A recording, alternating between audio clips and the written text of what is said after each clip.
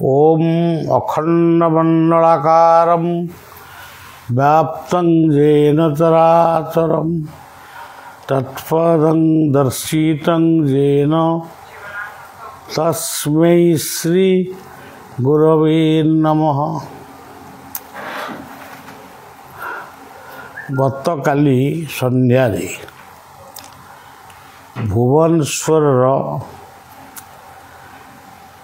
अविनाश घर जहाँ पिंकू बोली कहू तांकरी घर आपण मानू वार्ता जहाँ दबा कथा दिखाला। से वार्तार उद्देश्य थिला आम लोक माने आम लोक कहले केवल अनंत बलिया परिवार लोक नुहति प्राय अधिकांश जगार आम देखू केवल अଯଥା समय से माने नष्ट करुचंती, अଯଥା संदेह करुचंती, तंत्र मंत्र जंत्र गुणी गारेड़ी भूत प्रेत यही मानू विश्वास करुचंती।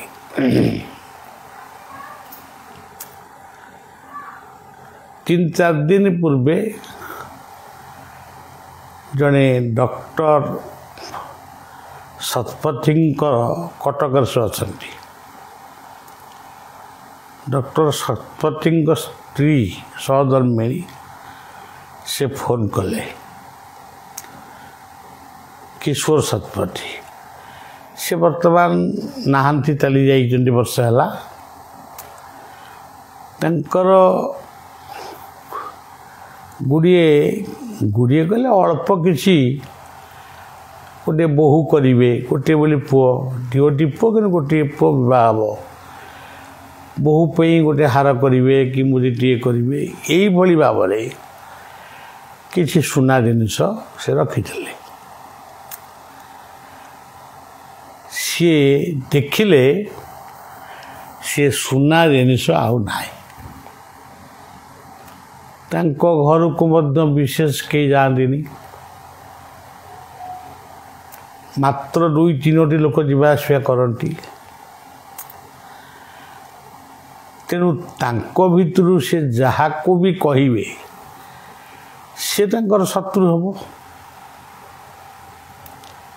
से ये गुणी गारेड़ी बता बुला खोला बुला यही सब जो आम गाँ गहली अच्छी से भली व्यक्ति को से बोधे विश्वास करते नहीं। डॉक्टर शतपथी मत से कथा थिला से प्रचंड जगन्नाथ भक्त थिले। गोमाडेरा बेलपहाड़ गोमाडेरा रे तांकरी नेतृत्व रे बलिया माध्यम रे गोमाडेरा आदिवासी मानकर सहयोग रे गोटे विराट मंदिर होईची। ये जो जगन्नाथ पूजा पाँच नामकरण आर्तत्राण बोली दिखाई तेणु से आर्तत्राण को भल पाती आ बलिया को तो मूलरू भल पाती गुरु रूप से सब कथा भल पाती मान अभिमान दुख सुख सबकि से कहले बाबा एमती घटनाटी घटी मु कहा को संदेह करी कहा को पचारि मु देखिली जहा को पचारे भी जहा नाटा कहले भी से निश्चय ये व्यक्तिर शत्रु हम निश्चय शत्रु हम तेणु शत्रु हवाटा बहुत सहज कि मित्र हवाटा बहुत कष्ट।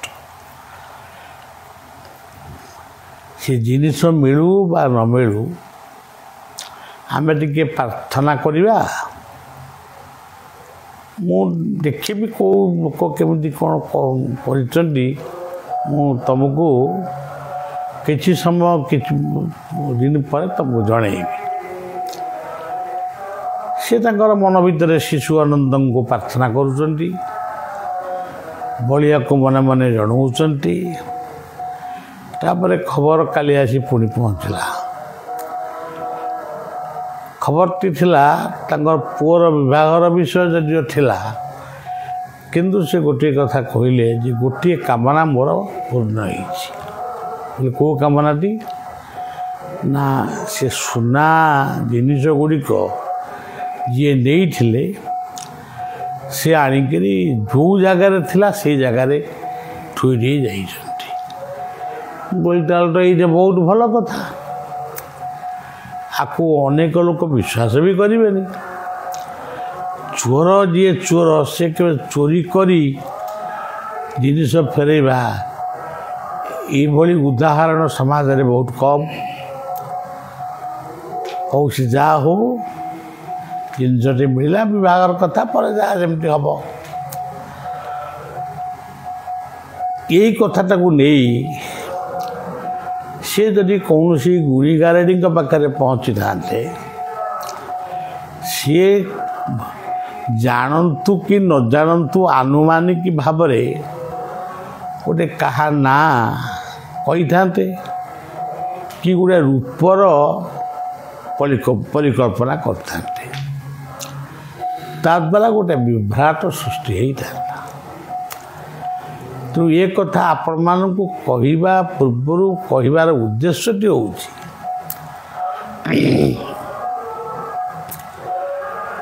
ଆମେ ଆମ ମସ୍ତିଷ୍କର ବୁଦ୍ଧିରେ ଅନେକ କଥା ସନ୍ଧାନ କରିପାରିବା। ଗୁରୁଦ୍ୱାରରେ ଯଦି ଅଛୁ ଆମେ ଗୁରୁଙ୍କୁ ଅବଗତ କରିପାରିବା। ଯଦି ଆମେ ଇଷ୍ଟଙ୍କର ପୂଜା କରୁଛୁ ଇଷ୍ଟଙ୍କୁ ମଧ୍ୟ ଆମେ ପ୍ରାର୍ଥନା କରିପାରିବା। ଏବଂ ନିକଟରେ ଯଦି ପୋଲିସ ଷ୍ଟେସନ ବା ଅନ୍ୟ କିଛି ଅଛି ତାଙ୍କୁ ମଧ୍ୟ ଆମେ ଜଣାଇ ଦେଇପାରିବା। ଅଯଥାରେ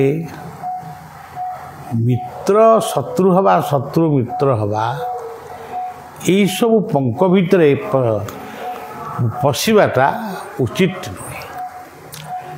ଗୀତାରେ ଲେଖା ହେଇଛନ୍ତି ସମଶତ୍ରୌଚ ମିତ୍ରେଚ ତଥା ମାନପମାନ। ଶତ୍ରୁକୁ ଯଦି ନିଜର କରିପାରିବ ତାହେଲେ ସେଥିପାଇଁ ତୁମକୁ ଯଥେଷ୍ଟ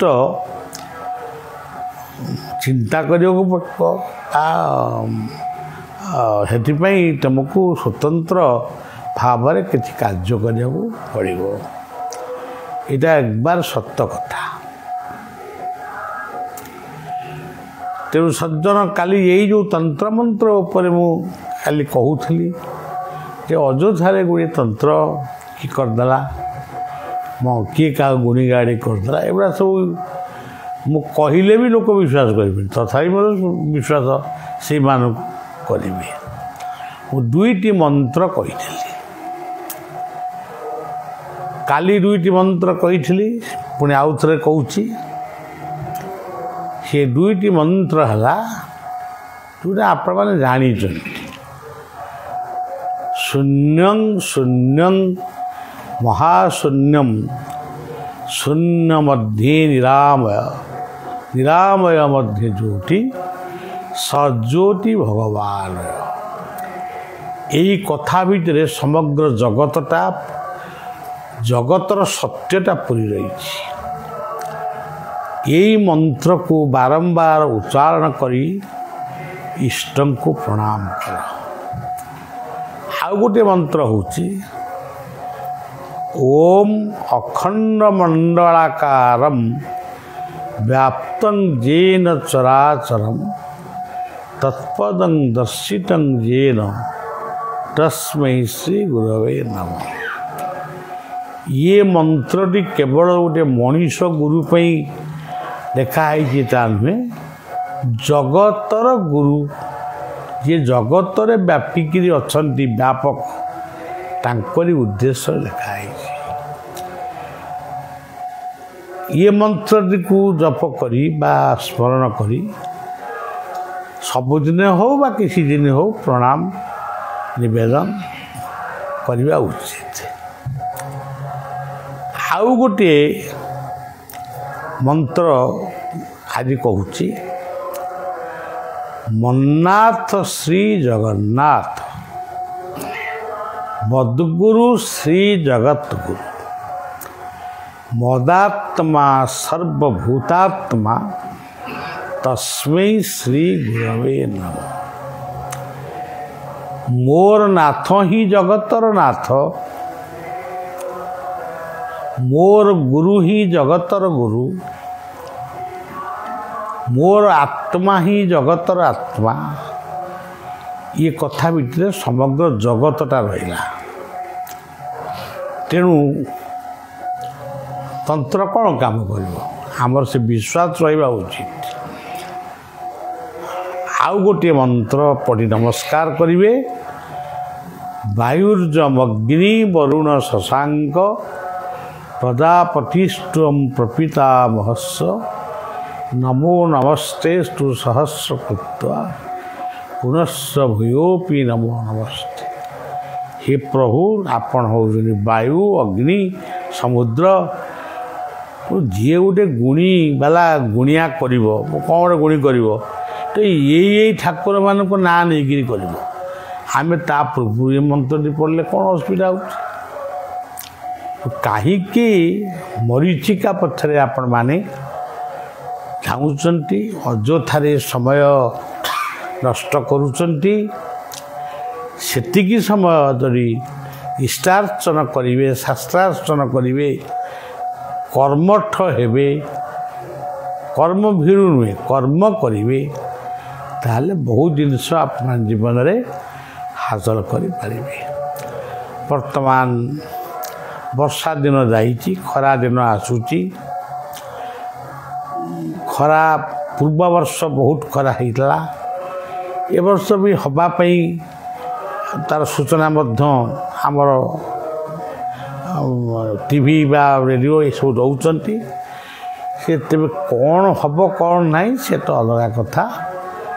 ଏତିକି କେବଳ ମନେ ରଖନ୍ତୁ, ଯେଉଁ ଦେଶରେ ଗୋଟେ ହିସାବ କରାହେଇଛି, ଯେଉଁ ଦେଶ ବା ଯେଉଁ ରାଜ୍ୟରେ ବୃକ୍ଷ ଯେତେ ଅଧିକ ସେଠି ଲୋକ କମଳ ଘୋଡ଼େଇ ହେଇ ଖରାଦିନେ ବି ରହୁଛନ୍ତି।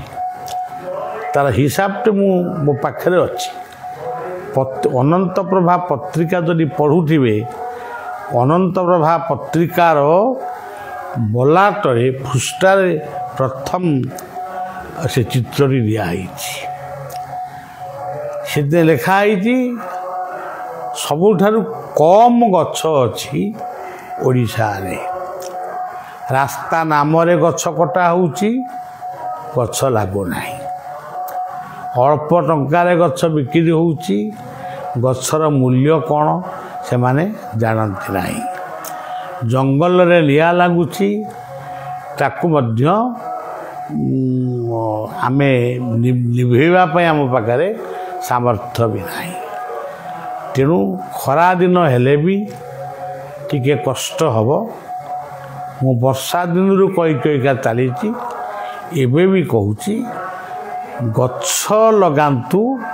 ଅଯଥାରେ ମୁଁ ଏମିତି ମନ୍ଦିର କରିବି, ସେମିତି ଠାକୁର ଆଣିବି, ଏମିତି ବ୍ରାହ୍ମଣମାନଙ୍କୁ ଆଣି ଯଜ୍ଞ କରିବି, ଏତେ ଲୋକଙ୍କୁ ଖାଇବାକୁ ଦେବି, ଏସବୁ କଥା ହଉ, କିନ୍ତୁ ବର୍ତ୍ତମାନ ସମାଜ କେମିତି ରହିବ ସେଥିପାଇଁ ଗଛର ଆବଶ୍ୟକ ରହିଛି।